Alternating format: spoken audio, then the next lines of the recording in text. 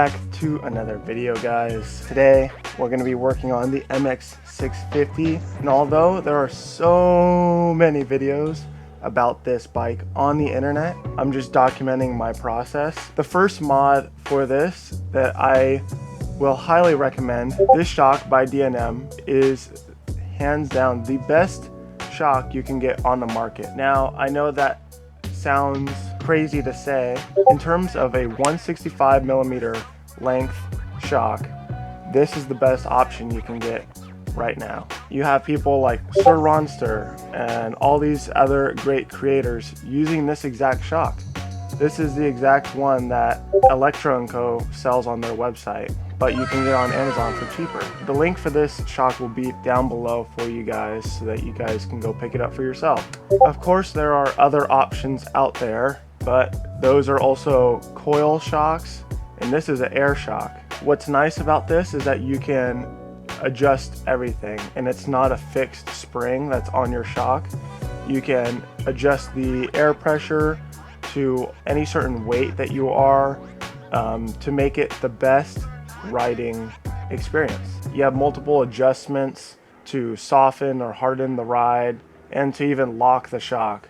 With a coil, you can't really adjust the softness to the degree that you can with an air shock because it's a fixed spring on that coil, or it's a fixed coil on that shock versus, you know, using an air adjustment. And although you would have to get a air pump for that, which I'll also link down below, it just makes for fine-tuning and making sure that you have the optimal riding experience with what this shock has to offer and the capabilities that it has. What's nice is that this shock is a direct replacement of the OEM shock. It gives it a little bit more ride height, but you'll really notice it because when you sit on it, you won't sink into the bike as much as you were with the stock shock. But even just bringing it over here in the intro, we have the shock on right now, and you know, in my little patch of grass, I noticed a substantial difference.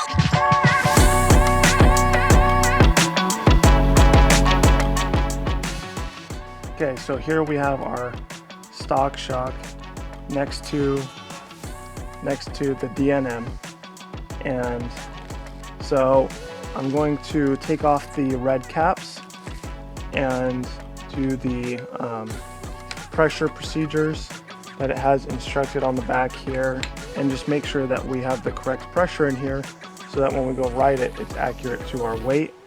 So from factory, D&M puts 150 psi in the top and 50 psi in the bottom. The top is rated for, when you do it at 150 psi, should be rated for 200 pounds, and the 50 psi in the negative chamber, the bottom chamber, 50 psi should be rated for 140 pounds. So I'm going to pump a little bit more into the negative chamber, and then we can toss it onto the bike.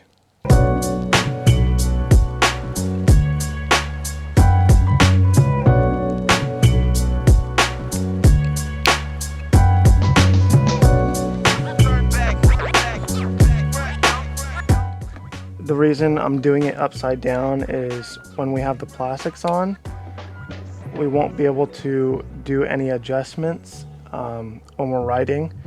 So having all the adjustments at the bottom allow us to adjust on the go without having to worry about the plastics being in our way.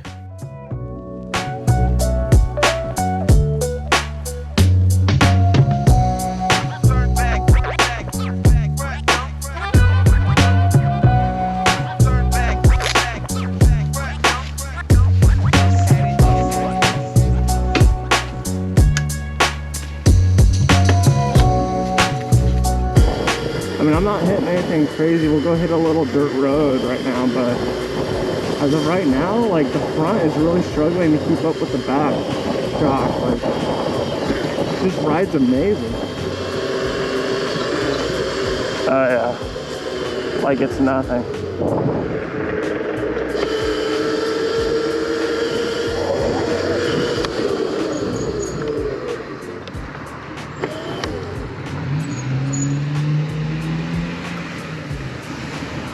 A lot of cars.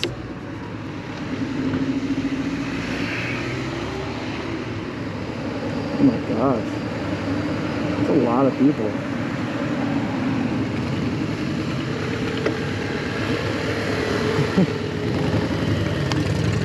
Alright, let's hit this dirt road.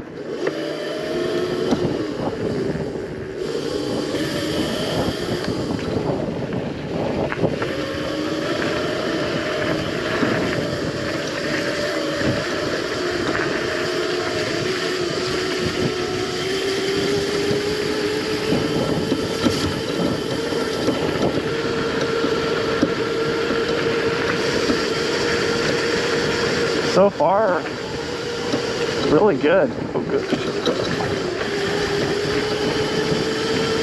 It's way better. It's just like it handles the bumps so much better than stock.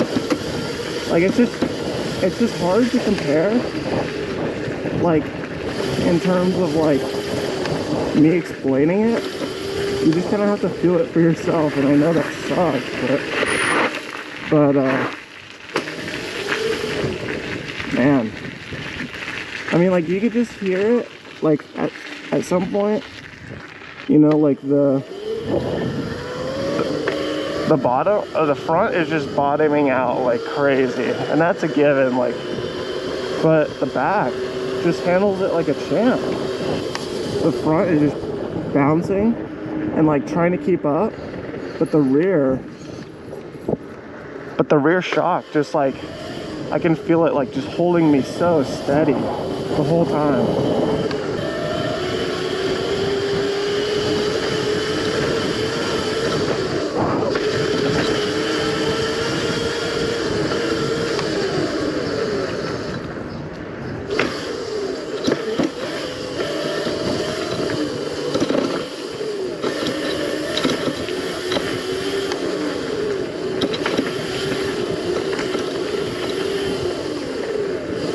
Try and do some bumpy road tests for you guys. Oh gosh, it's just a rough road.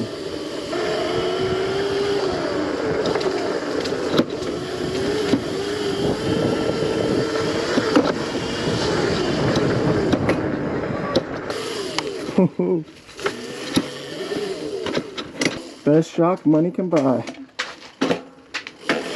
Oh. Thanks for watching. I'll catch you guys in the next one. Peace.